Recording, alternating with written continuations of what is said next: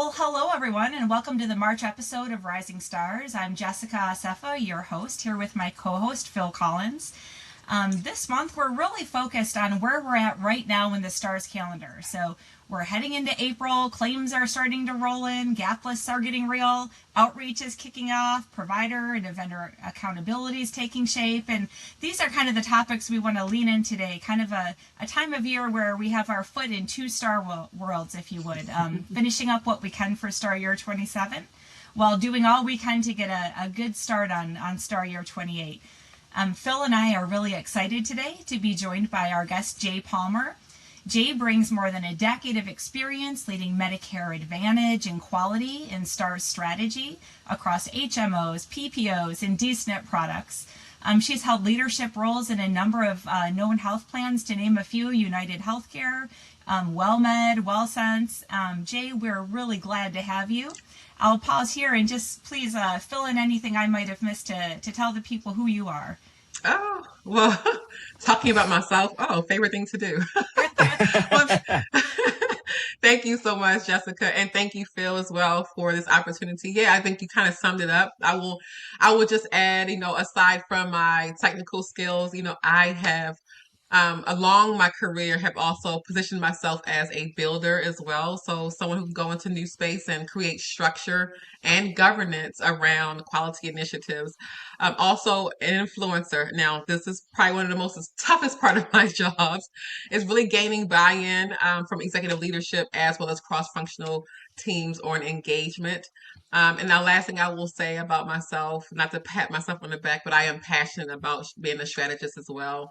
And so really making sure that I'm aligning company goals with regulatory standards, really to drive measurable outcomes. So you've summed it up and I just put a button on it. So that's I me. love the influencer part. I Like know. that's such an underrated term because that's so true. You do need to influence all these teams to work together in order for stars to work.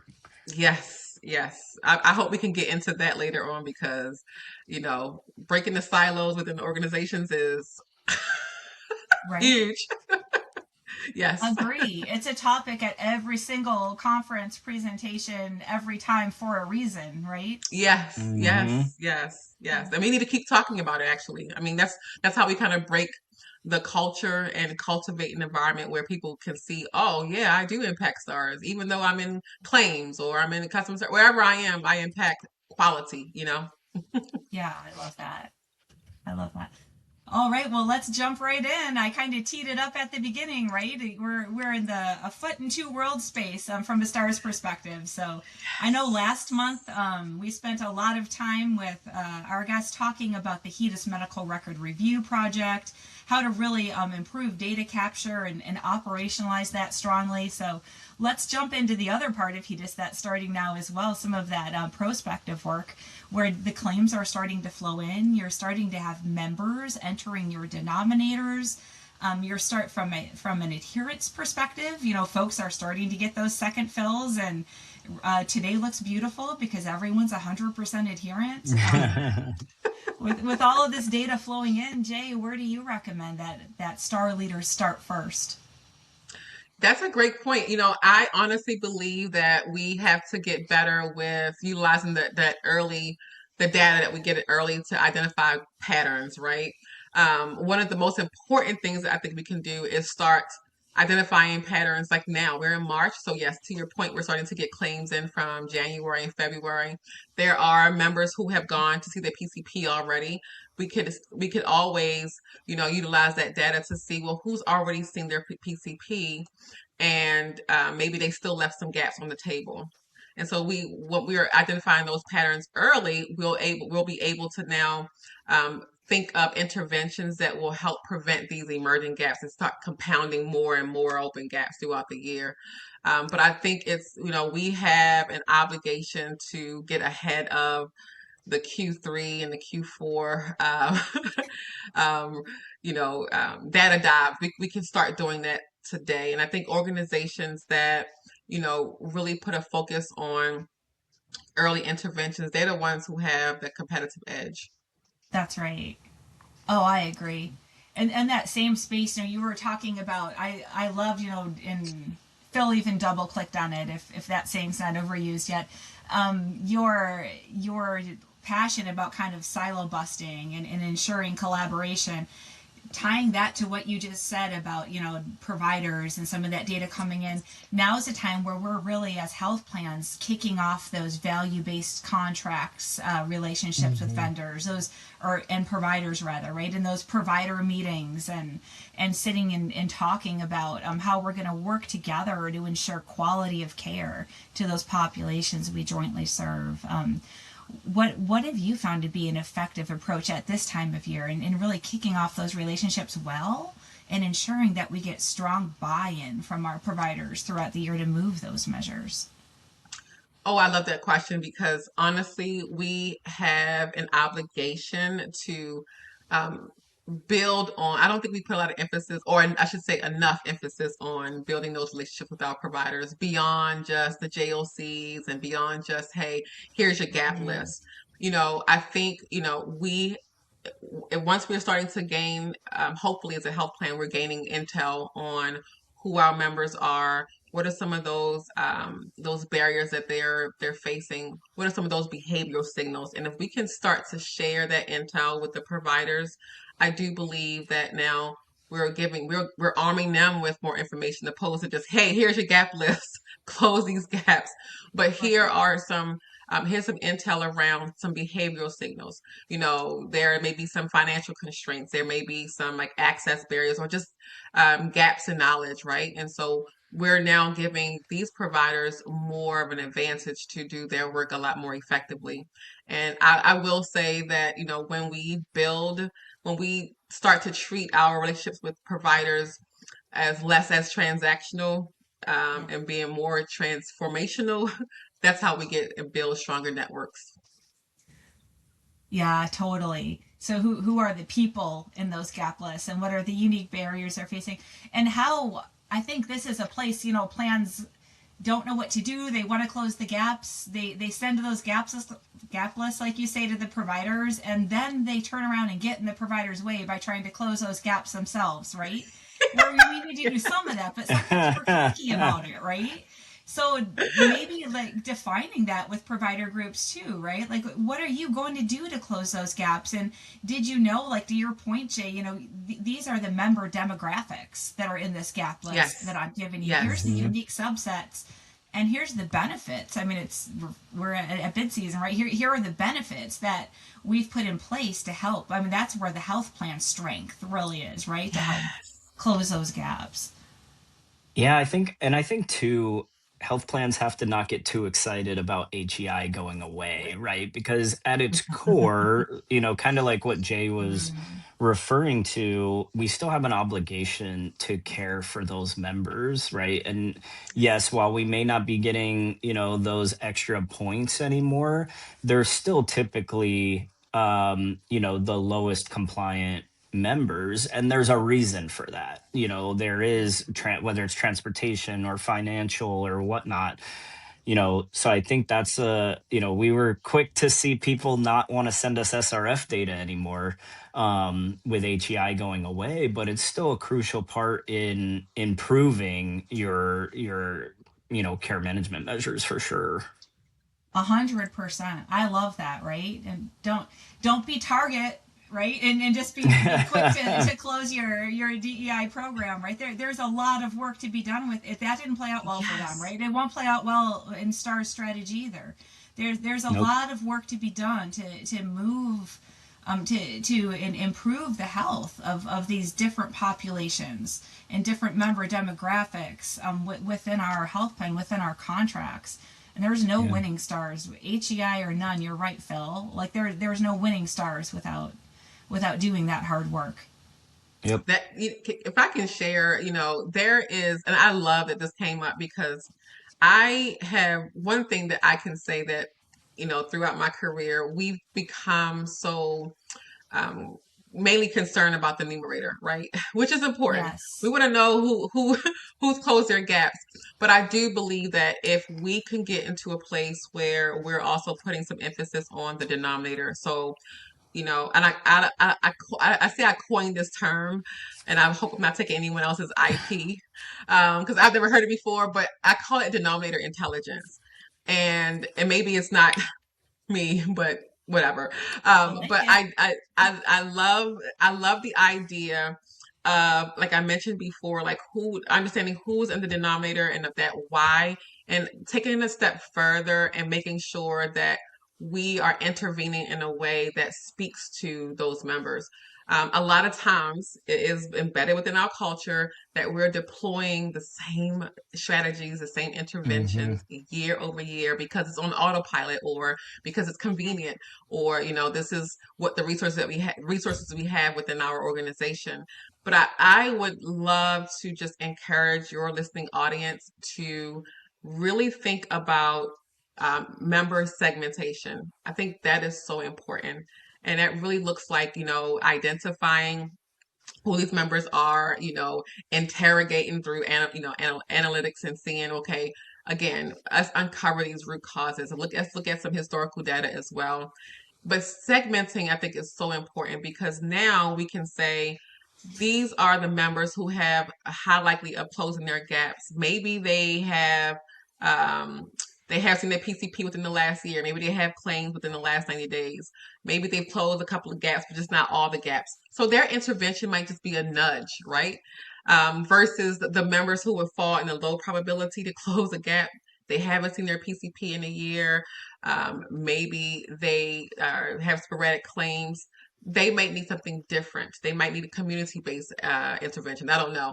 But my Mm-hmm. point is, if we can segment these members, we are now deploying and intervening in a way that's tailored to these members. And now I know we cannot solve for every single scenario that's out Right. there, transportation, and we can't solve for everything. But if we could at least identify like what those bigger trends are, we can build a lot better in that way. And I will say I do believe that organizations that are data literate, they are the ones that close gaps more efficiently. Say it Yeah. again. Denominator what? What did you call that? Denominator intelligence. I know. Denominator. I actually I just love that. trademarked that right now, Jay. Right? So Did you? You we'll work out a trademarked it. royalty thing here. Man, I missed it.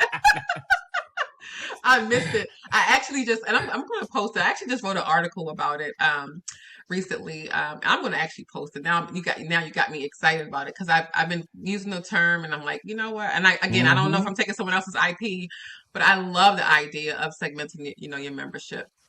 I do too. Look for the Yeah. article, people. So there we go. Tweetable moment brought to you by Jay Palmer. Denominator intelligence. Don't just look at who's in your denominator. Understand why. Why? Yep. Understand why, I've and not done, understand I yeah, what. I've love that. done that to some extent, but not so intentionally. The way you just said Mm, it, right? Like, hey, hmm here's our Mm. denominator team. Let's do some deep digging to find out why every single member is in this denominator. Yes, We yes, jump and ahead to the next step. yeah, right. I mean, honestly, this when we start to, I think organizations that hold their stars um and versus those that lose ground, they really it all comes down to execution discipline. I mean, again, it's easy to just say, oh, and I just wrote a post the other day, not to be these shameless plugs, but I did do a post recently on fit kit churn. It's a real thing. We Right. are just like churning Mm-hmm. these same strategies, and while you may get like a 15% lift because of this fit kit campaign, these members are going to be chaseable again next year because it's a Yes. 1 year measure. We Yeah. need to get beyond just like these like mundane, I'm gonna call them mundane strategies that we just do year over year. And they're really fire drills, to be honest. Like from a numerator Yes. perspective, they're fire drills. A Yeah. denominator approach is being proactive about it. Like, Yeah. I totally understand that and love that. I I do like that. too. Fire drill. I like that. That's a good that's a good point. It is. I mean, Jessica and I know how many times, Right? Q3, Q4 hits and you're like, we need to get some kits out, or It's the a Hail A1C Mary. I know. strips, all that. Yeah, anything. And you actually said something, Jay, that I'll go back to. You said the health plans that hold their stars. I feel like that's what they do. They understand their denominator. They're Mm, proactive. Mm-hmm. So much. I feel like so many health plans achieve a certain star rating because they succeeded at a fire drill that year and they can't replicate it the following year. And yeah. that's where, you end up with these drops in star ratings. People are wondering what happened. Well, we did kits in Q2 instead of Q4 where people didn't Mm-hmm. want to go do them. And I definitely think, proactive versus running around, like we've got our stars heads cut off kind of Yeah. is two different strategies for sure. Absolutely. We definitely have a lot of work to do, especially now that, the industry and everything is changing. I think, and I do believe that things are going to become more stringent, mandates and policies, and you know, so I do believe that we have a lot of work to do to get it right, and we can't keep using these antiquated ways of approaching quality. That's just my Yeah. opinion. Totally. I don't No, mean to. you're right on. There's no easy button, right? Fit, fit kits Well, is the people think ultimate. there's an easy button, and that's the problem. Don't use AI to develop any sort of your Oh, quality initiatives, people. that's right. That's right. I that is my biggest fear is that we're going to see people, fall into these positions because they're using AI to sound good, develop these programs, and you're still not connecting with the members. And With the that is at the end of the members, day was what Correct. matters. and that is Correct. actually kind of scary. You know, if I'm being It honest. is. Yeah, we're losing sight of the true reason that we're here. And I don't want to derail the conversation, but there's like another, I don't want to call it pet peeve, but it's something that I'm like passionate about as well, is you know making sure that we're not so much in the rat race of chasing Hmm. stars, and we're treating members as if they're just a member ID, and not Yeah. a human. I think that's another piece, and it's easy to get caught up in the rat race. It truly, truly is, especially as we get through the gear and we're hustling and bustling. So, but yeah, that's just Yeah. another side note. It is. It is. What about vendors? Let's talk about vendors. We talked about like member and member outreach. We talked about partnering with our providers and trying to do that in a collaborative way, in a meaningful way where we're coordinating and not stepping on each other's toes. Now is a time of year where we also have health plans kicking off all those vendor relationships. Those vendors we all signed up with Q4, and they've got a Hmm. 1/1/26 start date, right? And now they're getting the data coming in.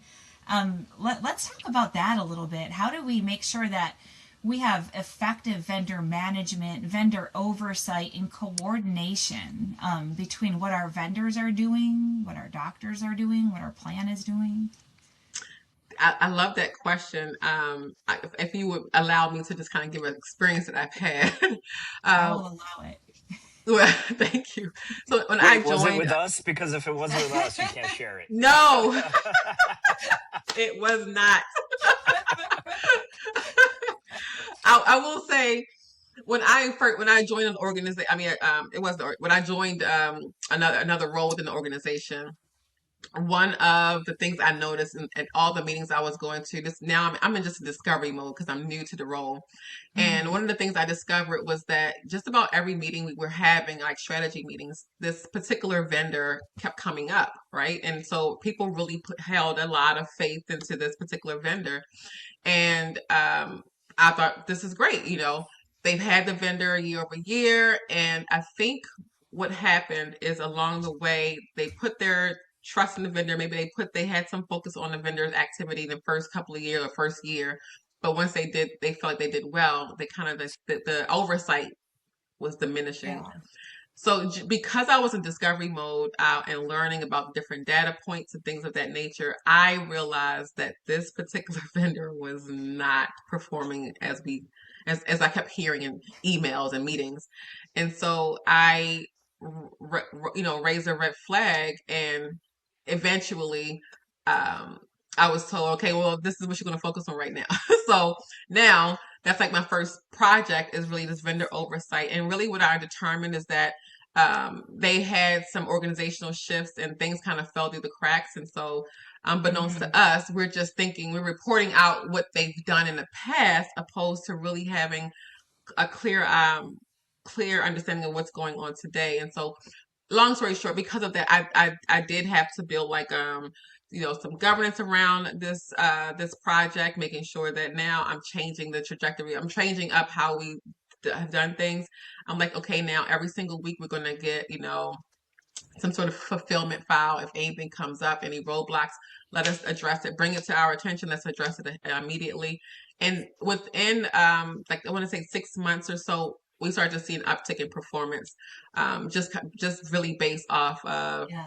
um, that oversight, that extra oversight. And again, it was just interesting because I don't know. I'm just assuming it seems like people were focusing on the previous year's performance and how well we've done, and they just I don't know, but it It was not became run the performing. business. Yeah. Yeah, Stop yeah, thinking yeah, yeah, about it yeah. as a Yeah. So I hope strategy that and answers an your question. I oversee. mean, yeah, I think um you have to have your eyes on the prize. You have to understand what it is that they're Right. doing, identifying it. And of course, they had some org restructuring as well. And again, that's kind of really the real reason why things fell through the cracks, is because they didn't really have dedicated entities on our work. Mm-hmm. So yeah, Yeah. I love that. I mean, I think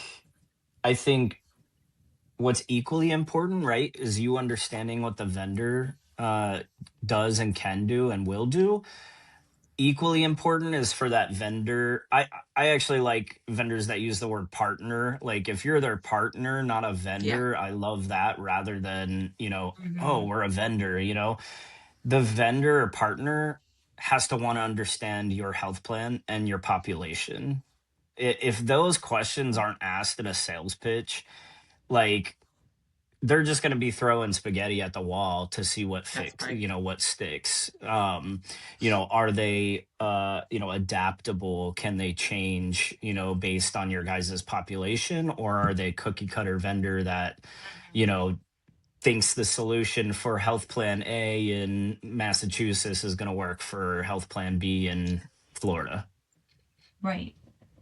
Yeah, totally. I really like Jay, how you were talking about bringing structure and governance to that vendor partner relationship as well, and it just made me think about just the import, like what is strategy without structure and governance, like how do we implement it, oversee it, monitor it, refine it, tweak it, how do we escalate Yes. barriers and bring down direction, and what in your experience has been, I mean, I know it's a heavy question, but in your experience in managing stars, what are some of the key components you've seen as an effective structure and governance over over a strong star ratings program, and the role a star leader plays in that structure? Yeah, that kind of goes back to what I mentioned earlier around like those, breaking those silos. I think, you know, it is really easy to find yourself in an organization that everyone has their, we used to call them blue chips. Everyone has their priorities, everyone has their own goals, and no one's Mm-hmm. making the connection. And I think, once, if there is that one person who could be the one to say, hey, and I'll give you another example. I'm all about examples. But another time in a new role, uh, because I was in a new role, I had the opportunity to do all these meet and greets, right?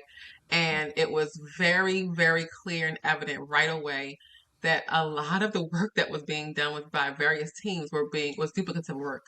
They were just working in silos, and the right hand did not know what the left hand was doing, but they were touching the same members, and that was a problem. And so I raised my hand, I raised the red flag, and at the time, my leader at the time was like, "Well, bring them together." And so I created like this like I forgot I think like a joint commission. I forget what I call it, something fancy. I don't remember, but I made it a 2-hour meeting. I wanted all of these individuals these leaders that I've met with, to come together and share. I asked them to come together and bring to the table what you're focusing on, what your goals are, what your resources are, that kind of thing. I wanted them to hear just how much they're all duplicating their work. That was the point of that Mm. initial meeting. And there were so many questions. The call needed to be rescheduled because we went past the 2 hours. Because Wow. it garnered a lot of conversation. And so then I had to do another one, and I'm like, okay, now that you all see what I see, basically, how do we come together and unify our goals, have clear expectations, build Hmm. again a governance around who's on point over what. Maybe we can shift some priorities because maybe you have more resources and bandwidth than this particular team. So it took some time. And what I will say, just putting the button on this, is that within the first 2 years of now this new structure, because when I came, I had 7 H contracts that were 3.5 star. Within the first 2 years, all 7 of our H contracts reached a 4 star or better. And that is a That's true awesome. testament to what it looks Yeah. like when you are aligned. Right? Yeah. This is what happens when Jay brings denominator intelligence, right? All the vendors to the same table, letting them know that, hey, this member falls in every single one of your denominators, but they're not 3 people and they have one common problem, right? Oh, Love he that. said it so eloquently. Yes. There's the vote.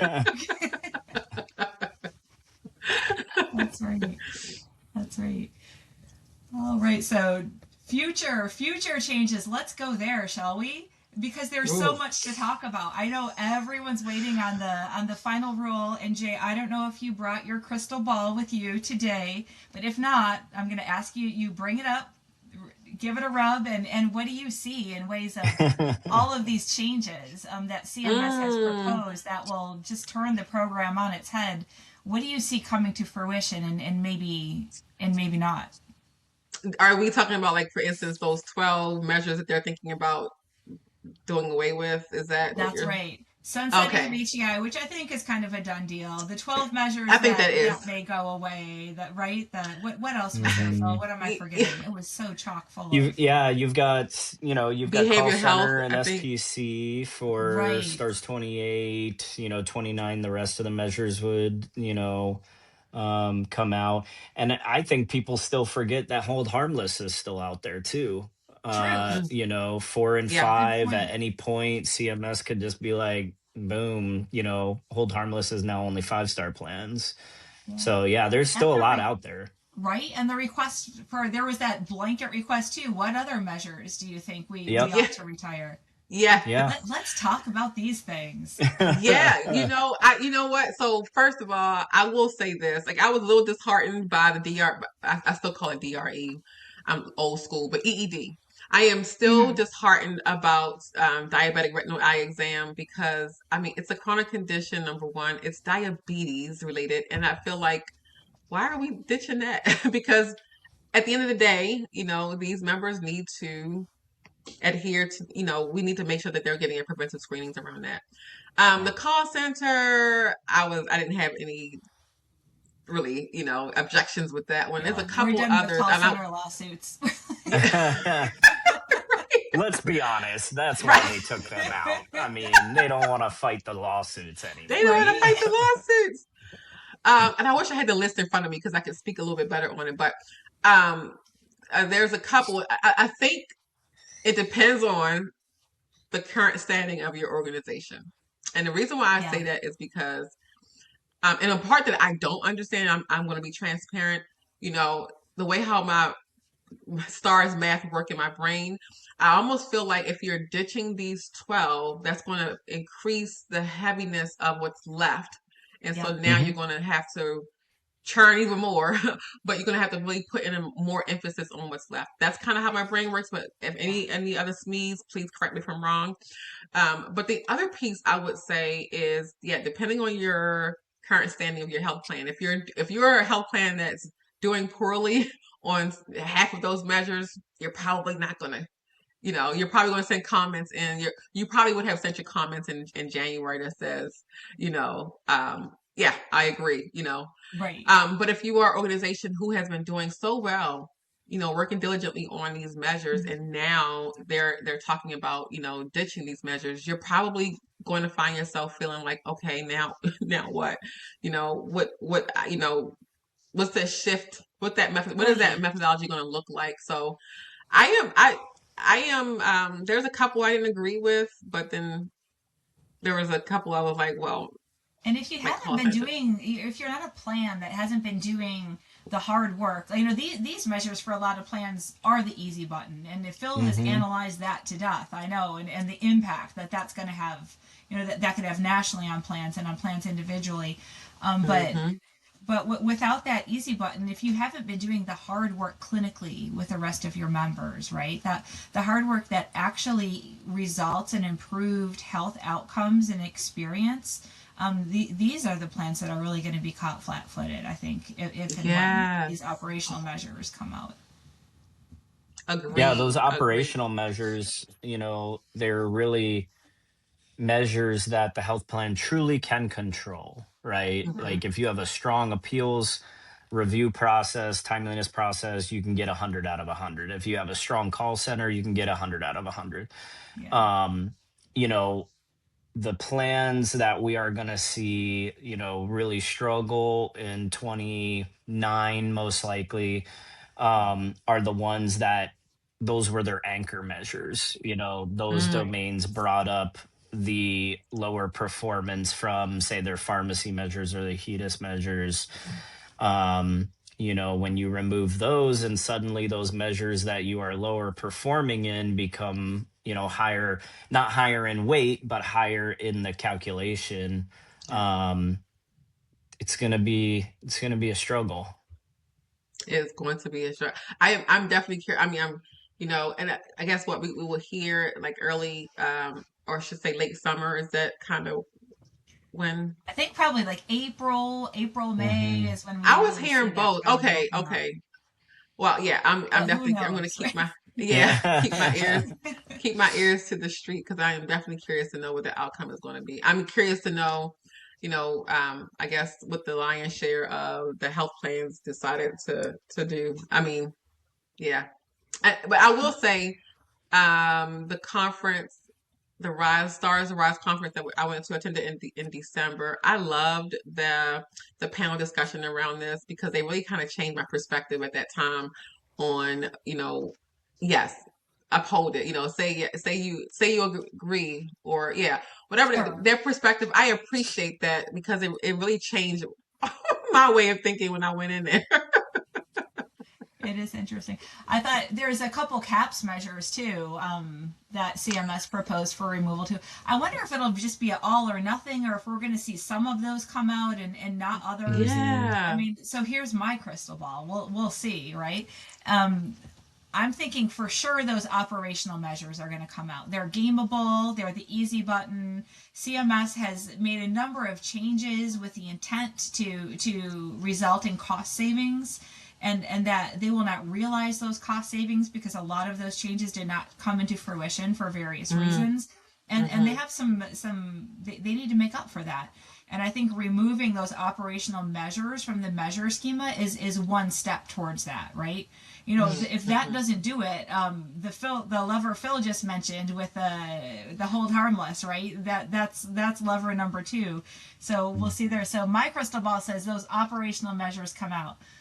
For caps, I'm going back and forth. I don't know, what all went behind some of the decisions This, around removing the customer service and rating of healthcare quality. Rating of healthcare quality, that's such a weird question. I don't think members know like, what do you mean healthcare quality and rating of the health plan, and what is. I'm fine seeing that go. I think it's confusing, right? Especially for yeah. Hmm. some of the newer American populations where that verbiage just doesn't even tick and tie with vocabulary that folks use. But customer service kind of caught me by surprise, right? Like I saw that always as an important metric, and even Mm-hmm. in CMS's Cool. logic around in that proposed rule around why they were removing other measures, part of they stated part of the reason they were removing some of those measures, like call center, proposing to, right, call center, some of those others, is because it is measured through caps, and it is measured through, they called out customer service. And then a couple of paragraphs go down to propose the removal of customer service, where I'm just like, those, I'm not connecting those dots. So I thought it'll be interesting to see what actually sticks. Yeah, that's a good question that you bring up. Is it going to be all or nothing, or will they kind of cherry pick? I mean, because that was a comprehensive list. I was like, what? I remember when I first saw it. I do like the fact that they're adding in some behavioral health aspects into it, and so. But yeah, I agree with the HE. I do believe that's a done deal. And then you have them asking, what other measures would you want to see removed? So what, Jessica and Jay, if you guys had to pick a measure that's not on the list that health plans are emailing CMS about, I'll tell you one that I think people are.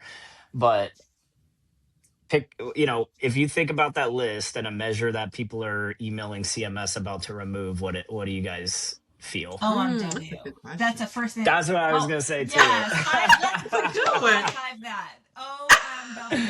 OMW. OMW. I'm like, I have to imagine OMW is on that list of people just not wanting to report that measure anymore. I think it is such a for so many reasons. Like it's been in the stars, part of the star schema for years, and we really haven't moved very much on it, right? We're not seeing quality improvement movement. It's resulting in some gamification where I see some plans even saying, okay, every member this age and older, every female, is going to get a bone density scan regardless of whether or not they fall and fracture, because then when they do, they're going to enter the denominator and the numerator at the same time. That's gaming. That's abuse. That's just a waste of healthcare taxpayer dollars, and it's unnecessary treatment for folks. And I hear so many providers, just throwing my clinician hat back on, that so many providers saying, I know my female patient is X years old. I know she likely has osteoporosis. I'm not going to make her take Fosamax. And for those of you that didn't start in geriatrics, these are harsh medications. They erode the esophagus. I remember having to go around in the nursing home, and I'm going to get my crank arm because we didn't have buttons back when I started 30 years ago. And we'd have to crank up everyone's bed, head of bed, all the Fosamax patients, for 30 minutes, just so that when we gave them that pill, it didn't come back up and burn their esophagus, right? So, I'll stop down nursing home lane there, nursing home memory lane. But I think for so many reasons, right? Gaming, we can't move it, doesn't align with what many physicians consider best practice. Get it out of there. And I look at the. Oh, sorry, Jay. Go ahead. No. Go ahead. Please go. Because I was just gonna say what I always kind of laugh at is the cut points. Like, is that not an indicator of how many health plans actually care about this measure? When your 4-star cut point is around the 50s, you don't have that many health plans really caring that much about it. True. This is a good point. I have to agree with you all on OMW. I'm going back in time, but I remember I felt the similar way about the DMARD measure. Or rheumatoid arthritis. I felt like, the medication was harsh. Members didn't like to take it, or providers didn't like to prescribe it for whatever reason. Yeah. And it was like, and then it was sometimes, at least in Texas, that was one of the barriers that I saw, was that a lot of the two things, either the providers were giving the members samples, of course we don't get credit for that, no claim, or the members were, just going over the border to Mexico to get it, a lot cheaper. So, a lot of those little instances was like, it was like, this measure is proving to be difficult. So when it went away, I was like, yay. Oh, goodness. Well, what other? There's so many changes. My brain is just spinning. What else can we talk about? How about med adherence? We talked about some of these proposed changes that might come, but there are changes that are coming, right? And that are that are dependent on actions we're taking this year, right? We're being measured this year Mm-hmm. for future star years. So we have the risk adjustment of those medication adherence measures. We have change in the methodology to those measures, right? With those SNP days and other days being removed Yeah. from the calculation of that measure. There's more, but and there's the mathematical implications of those things happening that we can talk about too, right? What does that mean for the weight of those measures for the year that they come in with a change? What does it mean for QI? Right? So let's go Yep. there. What are thoughts on some of those changes? Well, and I think it's, going back to Jay's question, in 29, if all these operations measures get removed, that is the same year that those medication adherence measures go back to 3. Mm. And like you've got those 3 measures now going back to triple weight, you lose all those operations measures, they're suddenly worth a lot more. I mean, nerdy math, Yeah. a triple weighted measure, if you move it a star, it actually accounts for like 3.89 points towards your actual overall score. It's not just, you're not just moving it 3 points. So that's Mm-hmm. going to drastically go up based on the number of measures that you report. And so, yes, while the weight will still be 3, the amount that it actually contributes to your overall score will be a lot higher, especially with those operations measures out now. But, yeah, I mean, I think 29 is going to be a kind of a reset. I think it'll Interesting. be a Yeah. reset. Yeah. It'll be a landscape reset. And watching, you did you put out a really great piece recently, Phil, about decreased impact of the categorical adjustment Hmm. index, right? And kind of those heavy dual enlist members that were counting on that bump to get there maybe ought to redo the math and not just plug in last year's adjustment and see where they might land Yeah. with some of the decreased impact. I wonder, and I'm sure you're starting to map that out now, but I wonder what the additional impact of removing these 3 triple weighted medication adherence measures from that CAI, calculation is going to have even more so. Yeah. Yeah, it will. And these are all little nuances that if you're only paying attention to stars from a high level, right? Like I need to get to Mm-hmm. 4 star with this measure. You miss those, you miss that CAI the changes in CAI are basically like you not hitting your star target for a triple weighted measure. You've got to push it a little bit more if you were impacted by that biggest change. And you have to look at it in such minute detail. All these changes, everything that impacts, and they all happen at different times of the year, which is even harder. Right. Yes. Yes. Right. I mean, we were kind of talking about each foot in each star year, right? 27 and 28. Kind of to circle back to that, that's what we're seeing right now, right? Like, especially with those HEDIS measures, those claims run out measures, you're Mm-hmm. doing 2028 strategies right now, but you're also still moving the end result of those 27 scores. So even if you look at something like QI, right, when you're looking at Mm-hmm. significant improvement thresholds, if you're still pushing your hybrid measures up and up, and you've already built your 28 strategy around hitting an 85, but you end up hitting an 85 at stars 27 end of hybrid season, you got to recircle back and readjust your 28 pieces. So yeah, even those changes wrapping up 27 is impacting your 28 too. Phil is my favorite nerdy math friend. Everyone needs a Phil. Everybody needs a film.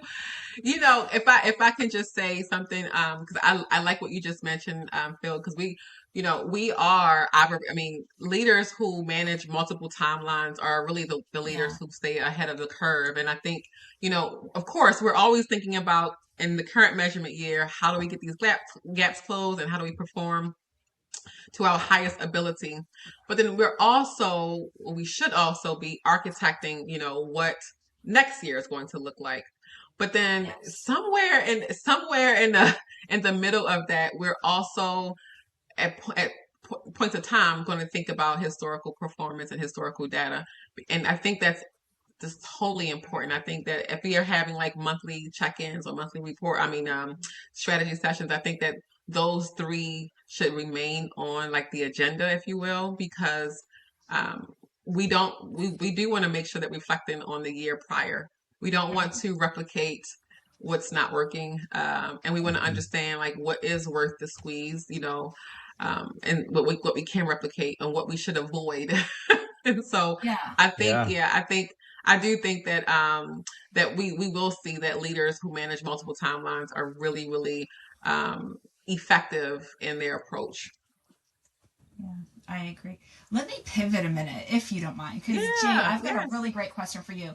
So, as I yes. was like stalking your LinkedIn profile to learn more about our guest today, I noticed you have a lot of experience, and it's even been in some of the titles you've held around equity and ensuring equitable care Hmm. to members and populations within the health plans, which I just loved. And I think a skill set like that is just so relevant to health plans today. And I say this because a lot of the health plans that Phil and I are working with are experiencing like these big influx of ethnic groups into their health plan that they did not pursue. They weren't out looking for. It wasn't an active and an intentional enrollment move, but rather Hmm. other health plans moving out of counties, changing benefits, contracting, have caused these groups of members to spill into health plans. And these health plans maybe have had some sort of a health equity strategy, but it was centered around the populations they knew how to treat for years. And now they've got this whole Mm. new demographic coming in. Yeah. I would just love to hear your take on that. What are some resources? Where do plans go to quickly get up to speed and educate themselves on populations they really don't know too much about? I absolutely love that question. Yes, I am very passionate about health equity. Along my career, in Medicare Stars or quality improvement, health equity was never a part of my job description. Mm-hmm. And and the interesting thing is, I find that it should be. I do find that we should ingrain all of those thought processes. But to answer your question, number one, we as a health plan, we have to start collecting the appropriate data. That's number one. That REL, which is race, ethnicity, and language, social Mm-hmm. drivers, geographical education status, that helps us to understand around health literacy, financial income status, like all of those things really helps us to get a better picture of, again, who we're serving. And I do agree that performance data is not the only data that we should be using. I think we should be layering in this data. So we first have to collect it, number one, Mm-hmm. and then we should layer that data with performance to help give us a better picture again of like, the why and all of those things. That's number one. And of course, I'm really big on, tailoring. Again, we cannot solve for everything, but finding those common themes and those trends and making sure that we are solving for those specific realities that our members are facing. That's, I mean, Mm. you know, honestly, if you have to, work with providers who are policy advocates or getting into the Yes. communities. I mean, like community health workers and people who are, we call, I guess, boots on the ground. They have so much more intel than we could ever have a lot of times in our organization in the corporate healthcare. And so partnering with these individuals, community advocates, even facilitating focus groups within the community, letting us hear what the members' needs are. And I will share another personal story. In one of my roles, I had the esteemed privilege. I don't even know how I got this privilege at that time, but I was tagged to join an executive leadership team to do a tour of Texas, okay? And just so you know, Texas is a beast at that time. It's We big. had 200, yeah, it's big. At that time, we had 240 counties and we had members in all counties. So I had the opportunity to join our health plan CEO, marketing, VP of marketing, you kind of you name it, and I represented the quality team. We did a tour of Texas meeting with members. And it was an opportunity for us to obviously provide a hotel conference room, lunch, and invite our members. We want to hear from you. And we presented to them. And a lot of the conversations were derailed because our members came with their list of complaints, Yeah. their list of barriers. And it was ever changing for me because Mm. now I am beyond the chasing of the stars. I'm beyond the numbers. I'm beyond. I now can take these stories, these barriers, all this, a lot of it was like non-germane to my area, but I can still apply it to, why this is preventing this member from getting the access of care that they need. And so that experience, I must have gone, I didn't do the whole tour with them. I may have had the opportunity to do like 5 stops, but it was life-changing for me. And I think that is the inception of this whole health equity kick. For me is really Mm-hmm. just making sure that we understand who we're serving, um, respond to Mm-hmm. their realities, making sure that we get beyond just like the inner workings of health plan woes. Right. Yeah. Hmm. Yeah, I love that. I'll share a story too. My wife's family is obviously in LA, and my mother-in-law is Hispanic, and she recently needed procedures done, and Mm, while her insurance was going to cover them, she still much rather wanted to drive to Tijuana across the border and get everything done there. yep. So we, from a health plan perspective, we might do everything we can to understand the culture, understand the barriers, but it's so hard to just understand, you know why somebody would drive 4 hours for a procedure that they could get done, Hmm. locally. Lo and behold, it's still it's provider network adequacy. That's the reason Yeah. why. I mean, she was going to have Mm-hmm. to wait 4 weeks versus a week. And, sometimes the provider network, adequacy piece is something that the health plan can't necessarily control. I love that. So you heard it here from Jay and Phil, everyone. If you've experienced an influx of new members that you don't understand, stop trying to solve those problems around your boardroom table, right? Get out into the community and learn who you're serving Yes. and learn what their barriers are. Get some Get some denominator street cred. intelligence. Thank you so much, Jay, for joining us today. I think that Phil and I could just talk with you all day, but I see our producer popping up in the corner of the screen, which tells us we've run out of time. Really hope we get an opportunity to come back and interview you again sometime this year because I Yeah. Thank you think so there's much. This was so a much more we could pleasure. talk about. Thank you so much. It was an honor and a pleasure. So I appreciate it. And I love the conversation. This is right. I mean, it helps me keep my chops going too. So this is great. That's right. That's right. It's Okay. awesome. Thanks, everyone. Take care. Talk to you next month. Bye bye.